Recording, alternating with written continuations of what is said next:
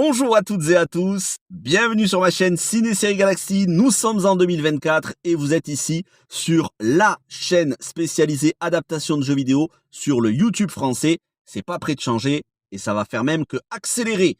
Et aujourd'hui nous allons parler de Sonic Prime saison 2 qui est sortie en juillet 2023 et dont la troisième saison débarque à peine dans quelques jours sur Netflix le 11 janvier très précisément pour conclure cette excellente série Sonic qui comptera donc au total 24 épisodes, 8 par saison, sachant que la critique de la saison 1 est déjà disponible sur la chaîne.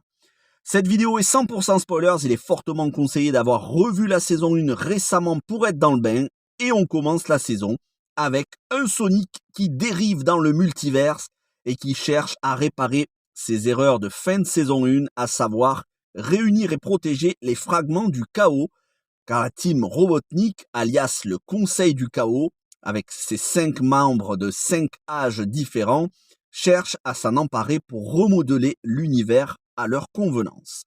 Dans sa quête, il sera aidé par Shadow et va revisiter les différents mondes vus dans la saison 1, la série, donc la saison 2, se finissant sur un cliffhanger qui, heureusement, sera résolu dans quelques jours lors de la saison 3, saison finale.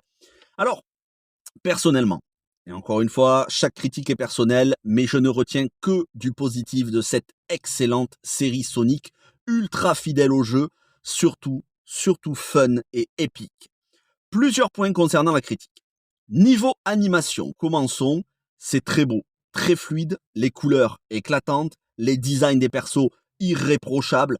On aurait aimé qu'il en soit de même pour tous les jeux Sonic, en particulier certains, et notamment un jeu sur PlayStation 3 qui était assez laid, il faut le dire.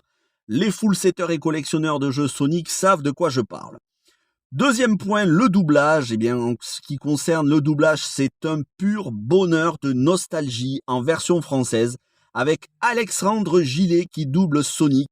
Alexandre Gillet déjà à l'œuvre sur 2 autres séries Sonic, et oui, Sonic Prime n'est pas la première série d'animation Sonic, loin de là, il y a eu auparavant les aventures de Sonic, et donc Alexandre Gillet est arrivé sur Sonic X et Sonic Boom, et depuis les jeux bien évidemment avec Sonic Génération en 2011. Mais moi c'est surtout Marie-Eugénie Maréchal pour les différentes versions de Tails, mon perso préféré, qu'elle a non seulement doublé dans les séries d'animation que je viens de vous dire, mais aussi dans les jeux et dans les films live action. On aurait aimé d'ailleurs que Alexandre Gillet double Sonic dans les films. C'est Malik Bentala qui fait du bon travail, mais je préfère quand même la voix de Alexandre Gillet, j'y suis bien plus attaché.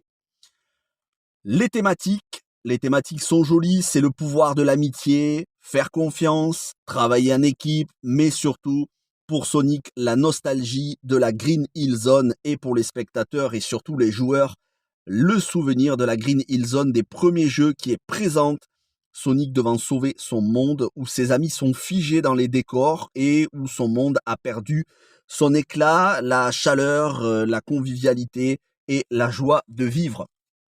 Je continue la critique en vous disant les références à la pop culture qui foisonnent, mais je vous laisse les découvrir par vous-même. Je citerai juste Gollum et son attrait pour le précieux qui ici va être transposé chez un personnage, ou encore bien évidemment Thanos et sa recherche des pierres d'infinité dans le MCU qui est clairement l'objectif du Conseil du Chaos.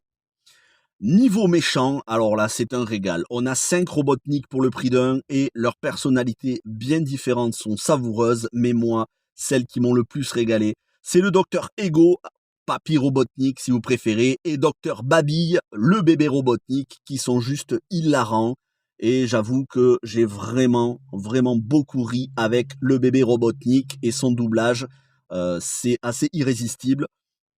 Il faut bien évidemment pas prendre la série trop au sérieux, c'est quelque chose qui est à destination d'un public jeune et bien évidemment à destination des fans de Sonic, et moi j'ai toujours été plus Sonic que Mario. Les derniers épisodes sont émouvants avec les différents personnages des différents mondes qui se rencontrent, qui commencent à se rencontrer, et la réunion des différents Knuckles, Amy, Tails promet de l'épique et de l'émotion pour la 3e et dernière saison à venir. Mention spéciale au Robotnik du dernier épisode qui nous livre un combat titanesque face à Sonic, mais en mode série animée, je ne vous en dis pas plus. Enfin, la bande originale dynamique est excellente, elle correspond vraiment à l'esprit des jeux, c'est fun, ça va vite et ça fait penser aux bandes originales des premiers Sonic. Pour conclure, lorsque Netflix ne fait pas n'importe quoi avec ses standards idéologiques, j'en dirai pas plus, mais vous voyez ce que je veux dire, lorsqu'il laisse les showrunners des séries faire ce qu'ils veulent pour le meilleur, eh bien, ça donne une série extrêmement réussie. On a bien souvent des pépites dans les adaptations de jeux vidéo, c'est pas toujours le cas, hein. Il y en a qui sont catastrophiques, même chez Netflix, mais on a bien souvent des pépites de séries animées, et Sonic Prime est de celle-ci. C'est une déclaration d'amour et de nostalgie pour les fans du hérisson bleu, ma mascotte préférée de ma jeunesse, et ça se hisse facilement dans le haut du panier des meilleures adaptations jeux vidéo en série d'animation. Ce qui n'est malheureusement pas le cas de toutes les séries d'animation et de toutes les séries adaptées de jeux vidéo, mais ceci est une autre histoire, vous verrez. On va en parler beaucoup cette année. Il y aura énormément d'adaptations de jeux vidéo en série, en film, en live action, en animation. Rendez-vous très vite pour la saison 3 le 11 janvier sur Netflix.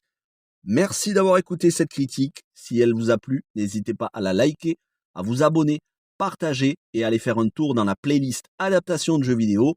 Il y a à l'heure actuelle plus d'une soixantaine d'adaptations de jeux vidéo qui ont été traitées. Merci à toutes et à tous. Portez-vous bien. Et ciao tout le monde.